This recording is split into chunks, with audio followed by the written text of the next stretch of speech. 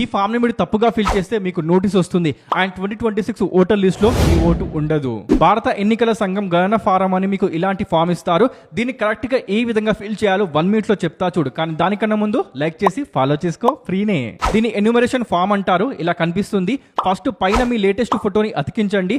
Next ఈ box లో మీ పుట్టిన తేదీ, Aadhaar number, phone number, father name, అతని voter ID number, mother name, ఆమె ఓటర్ ఐడి నెంబర్, పెళ్ళైతే భర్త లేదా భార్య పేరు అండ్ ఓటర్ ఐడి నెంబర్ చకచకా ఫిల్ చేసేయండి. నెక్స్ట్ ఇక్కడే అందరు కన్ఫ్యూజ్ అవుతున్నారు. 2002 ఓటర్ లిస్ట్ లో మీ పేరు ఉంటే ఈ బాక్స్ ని మాత్రమే ఫిల్ చేయండి. దీన్ని ఫిల్ చేయాల్సిన అవసరం లేదు, వదిలేయండి. కానీ ఫిల్ చేసే ప్రతి డీటెయిల్ 2002 ఓటర్ లిస్ట్ లో ఉన్నదే ఉండాలి. అంటే మీ పేరు ఎలా ఉంటే అలానే రాయండి. అలాగే జిల్లా, రాష్ట్రం, నియోజకవర్గం పేరు, number, serial number, PS number ప్రతి ఒక్కటి.